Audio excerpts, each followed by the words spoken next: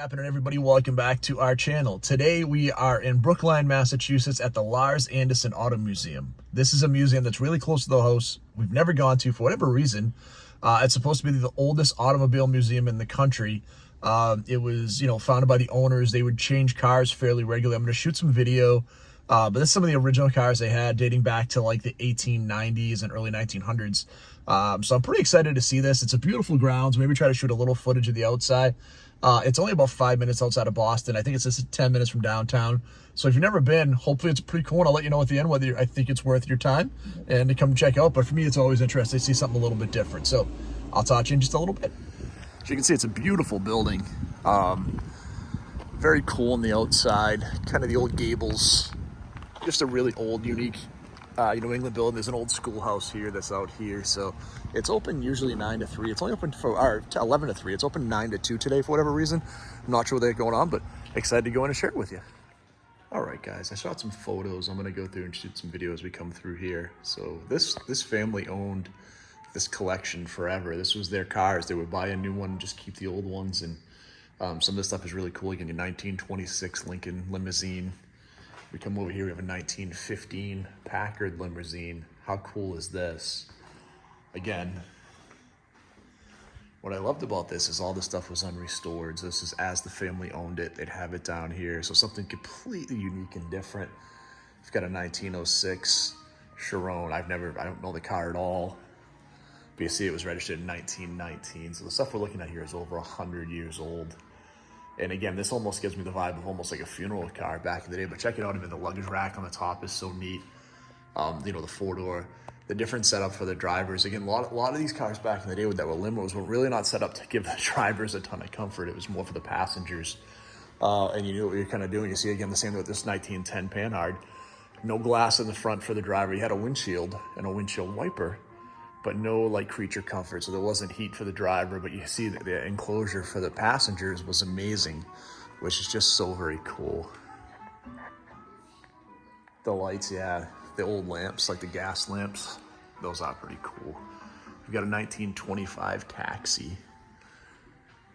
So this is pretty cool too. Again, same thing we're looking at though. I love the hood ornament on this, by the way. I want to hit on that. That is so cool. Wow.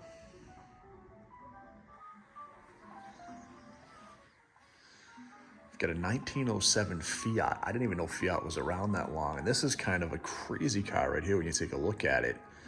You can see the setup. It's actually a giant car. I mean, again, you think about Fiat, it's a small car company, but look at this. I mean, it's 2-seater, but it's huge. I don't even know what the wheelbase is on this. I wish they would have told us. This thing is absolutely incredible. Wow, it's a 6-cylinder, 65 horsepower, and the most high performance car you could own in 1907. So this car is 116 years old. That's so crazy. And again, I always love looking at these.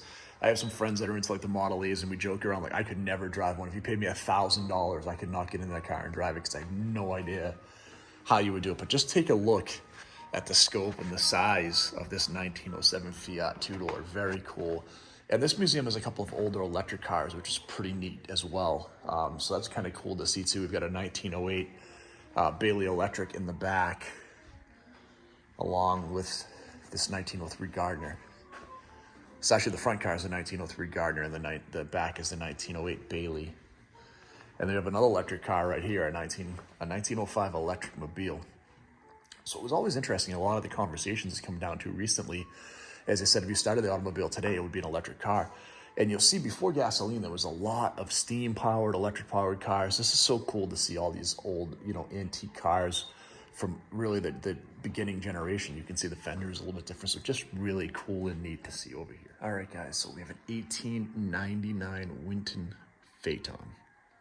This was a car made in France that the Andersons had seen over there. This one was designed specifically for American roads, which were a lot rougher than French roads at the time.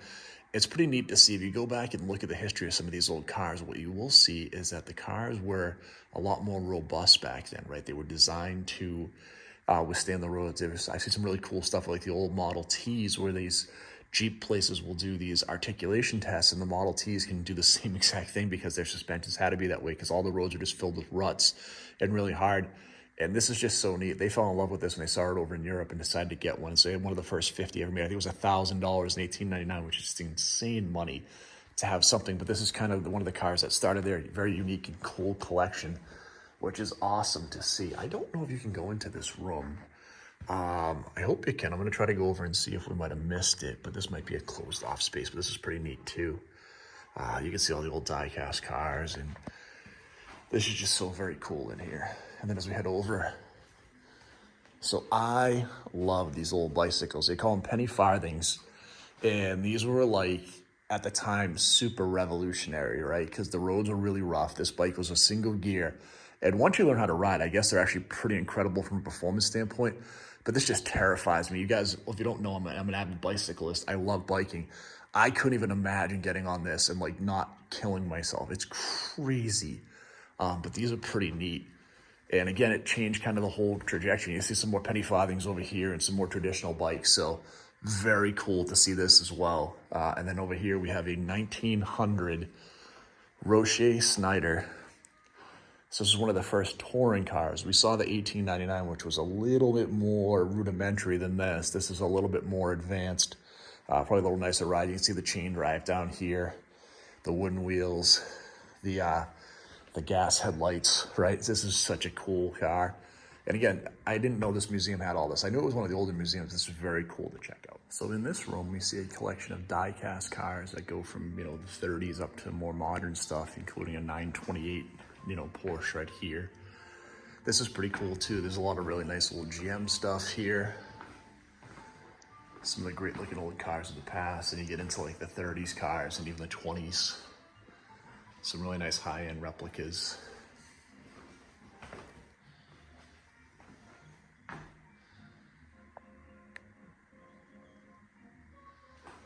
It's pretty cool.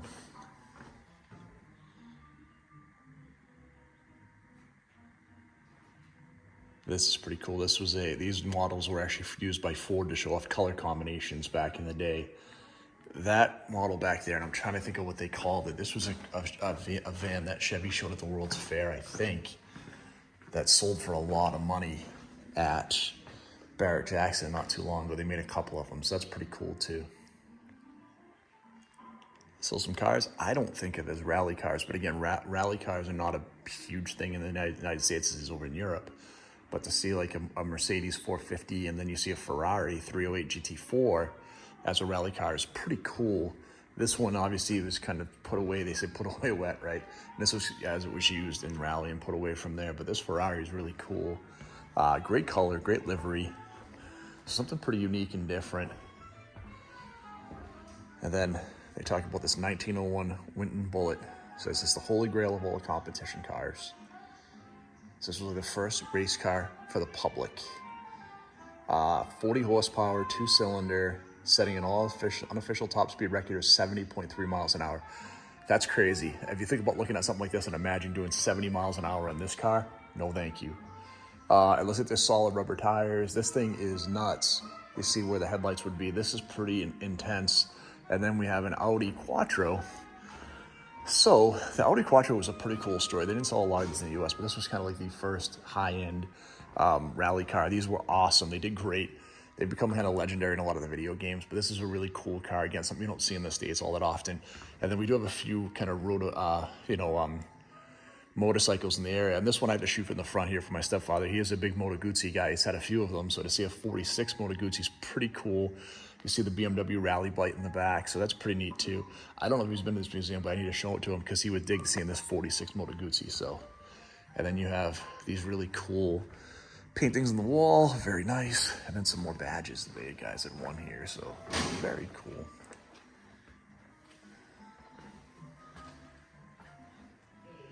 Shoot a quick video in here. There's more folks in here. I don't want to be disruptive, but this is the entrance when you first come in. Some of the rally cars that are here. We have another Audi Quattro.